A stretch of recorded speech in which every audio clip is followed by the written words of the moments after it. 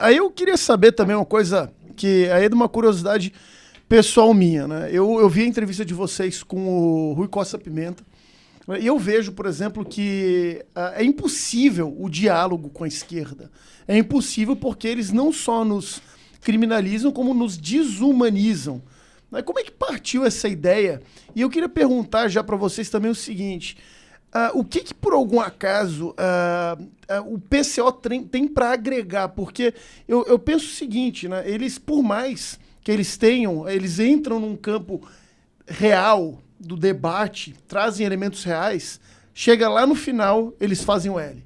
Né? Então, de onde que surgiu essa ideia? O que vocês abstraem dessa entrevista? Eu começo falando sobre o que é o PCO, tu termina falando sobre eles fazer o L. Sim. O Campos entende mais de política do que eu.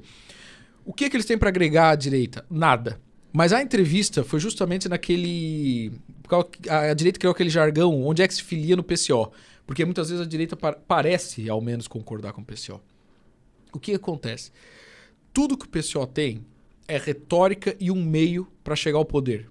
Quando perguntar diretamente isso, eu perguntei ao Rui Costa, escuta, Rui, vocês falam que não acreditam na democracia burguesa, mas vocês se candidatam. E ele fala com todas as letras. Não, a gente se candidata para continuar tendo espaço e convencendo as pessoas a aderir à luta.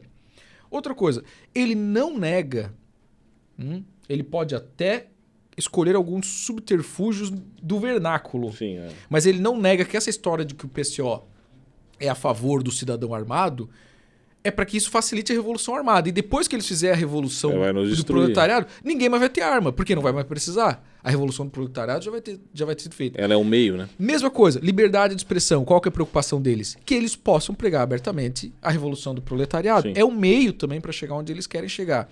E a direita se ilude, Bruno, achando que eles estão na mesma trincheira. Não estão. Agora, por que também é interessante ouvir o PCO? Porque o PCO é tipo um fóssil. Ou um coprólito, né? Sabe o que é um coprólito, Campos? O coprólito é um fóssil de cocô, né? Uhum. E ele é um pedaço da esquerda que ficou cristalizado no tempo, ainda com uma visão trabalhista e de luta de classes, que hoje está camuflada em outras pautas. Essa luta existe ainda, Bruno. Ela não foi embora, mas ela foi camuflada por outras pautas que são mais contemporâneas. E é importante a gente continuar ouvindo o PCO, porque ele traça um caminho completo da esquerda. Nós começamos a entender como que a esquerda marxista chega até onde chegou. Tem vários passos entre marxismo, leninismo, escola de Frankfurt, revolução cultural e o PSOL. Isso não acontece assim. Nós temos que entender esses passos que foram dados pela esquerda e chegou onde está hoje.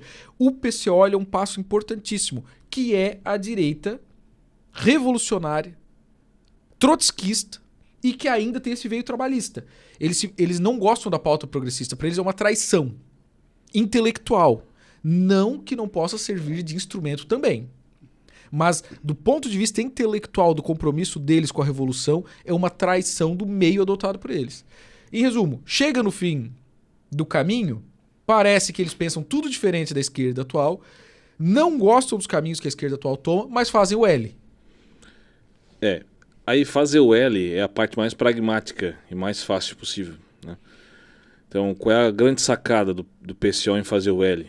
E que a direita confunde às vezes isso, né?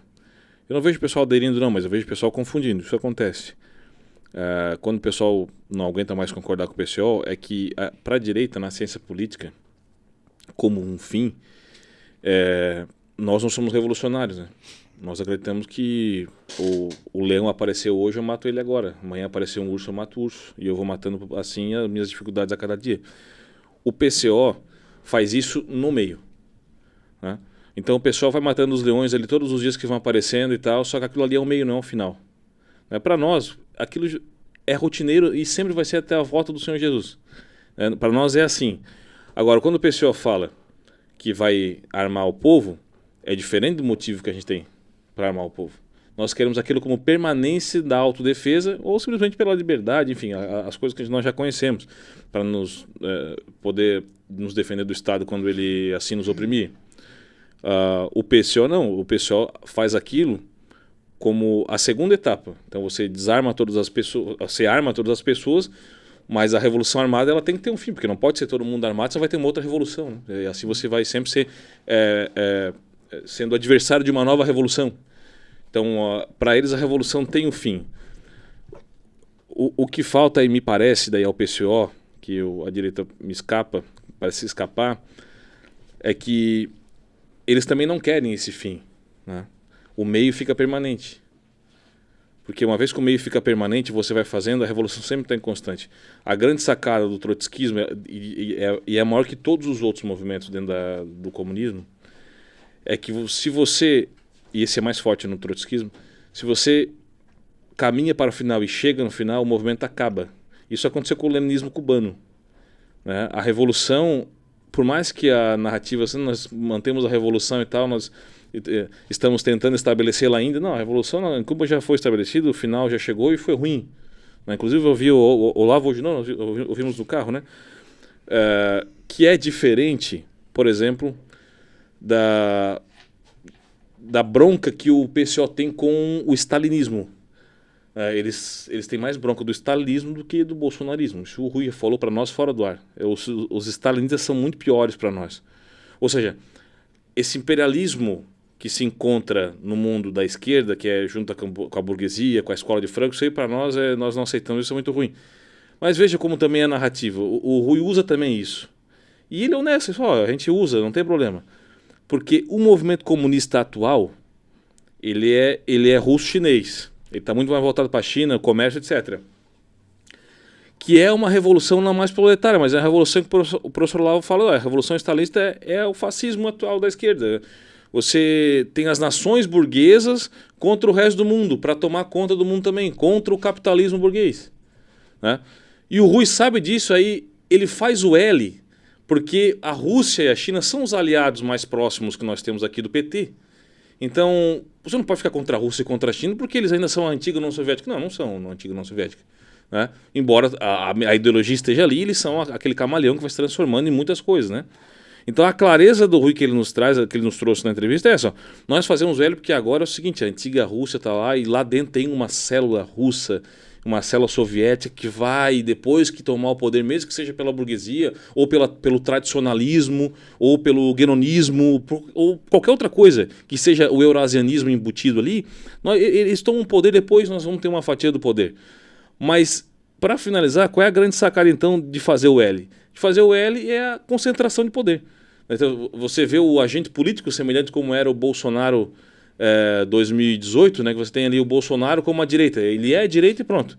Então o Olavo sempre diz, né, não existe direita, existe o Bolsonaro. E de fato, o agente político, para nós chegar em algum naco de poder, o Rui pensa que é isso, ele entende isso de ciência política, ele é um bom cientista político. E no Brasil não tem ninguém falando melhor do que ele sobre ciência política. Claro, com seus viés estranhos, meio atrapalhado, mas no cerne filosófico está perfeito, né? Muito melhor que os nossos aqui, inclusive. Então, ele faz o L porque o agente político é o Lula, então o agente político hoje está aliado à Rússia e à China, e olha como isso é perigoso, porque boa parte da nossa direita ela entra nessa confusão, que o Rui tá, olha só, entra nessa confusão e acha realmente que a Rússia e a China podem nos ajudar de alguma maneira. Eu fui no foro de Buenos Aires.